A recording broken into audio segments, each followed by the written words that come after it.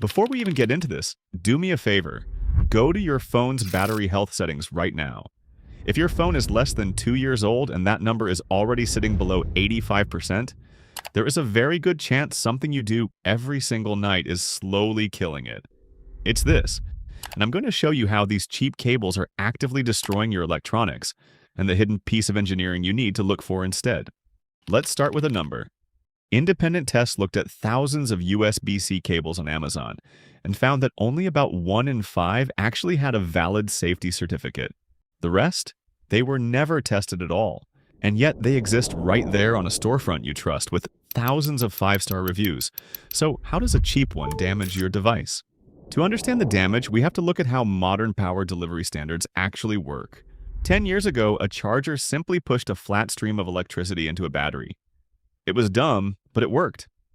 Today, your high-end smartphone, tablet, and laptop don't just take power, they negotiate it. When you plug in a modern device, your phone and charger negotiate before any electricity flows. The charger asks, how much power can this cable carry? The cable is supposed to answer honestly. For anything above 60 watts, that answer comes from an e-marker chip, a digital certificate embedded in the connector. No chip means no honest answer. The charger guesses. The cable carries power it wasn't built for. It runs hot. Cheap cables being sold as 100 watts almost never have this chip. They're making a promise they can't keep. Yeah, but those are the best kind. And your battery is absorbing the cost of that lie every single night.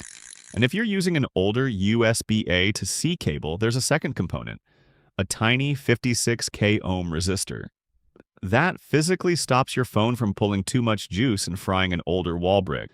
But to manufacture a cable for $2, factories strip these components out. They bypass commercial safety standards to save roughly 12 cents per unit. Without that chip, the negotiation breaks down. Everything starts running way hotter than it's designed to, and heat is the absolute worst enemy of a lithium-ion battery. Studies actually show that batteries charging at 45 degrees Celsius degrade more than twice as fast as those kept at room temperature. After about 200 cycles, which is just 7 months of daily use, the hotter battery has permanently lost double the capacity. And 35 degrees?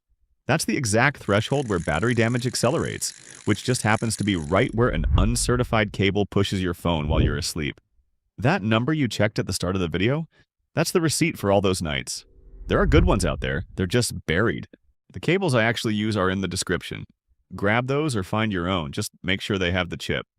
But honestly, the missing chip is only half the problem. Look closely at the metal tip of a cheap USB-C cable. You'll see this thin, folded seam running down the side. The connector was just stamped out of a flat sheet of cheap alloy and folded into shape to save time. Now look at a premium cable, it's deep drawn, basically extruded as a single, continuous piece of solid metal with no seams at all. Why does that matter? Inside every USB-C port are 24 microscopic pins. Some carry data, some carry raw power, and they are separated by a fraction of a millimeter. As that seamed connector bends over months of use, those pins drift. If a high-voltage power pin accidentally touches a data pin, you get a hard short. That is a massive power surge directly into your phone's motherboard. In the worst cases, it gets so hot it literally melts the plastic cable right into the port. So how do you actually spot a safe one? Look for the USB certified logo. The USB-IF is the independent group that tests these things against 28 different safety standards. If that certified logo isn't explicitly on the box or in the listing, it wasn't tested. Now, some of you are probably thinking, I just buy Anchor or Ugreen, I'm good. And yeah, those are generally the right answer. But there's a catch. Right. Even within a good brand, not everything they sell is certified. The $8 basic cable and the $18 certified cable from the exact same company look identical. The logo on the brand's box doesn't matter. The listing has to say USB-IF certified. And the math on buying cheap doesn't even make sense anyway. Uncertified cables break, usually near the neck, in about 4 months.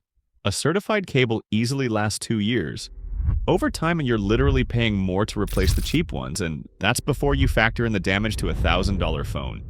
Oh, and if you're using a newer laptop or an iPad Pro, you might just want to grab a Thunderbolt 4 cable instead. It looks exactly like a normal USB-C, but it handles basically everything at once.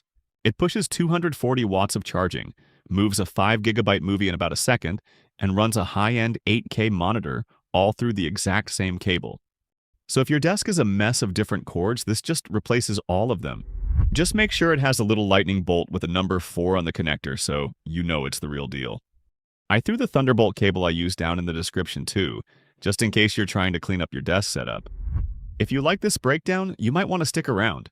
Hit subscribe, there's plenty more on the way.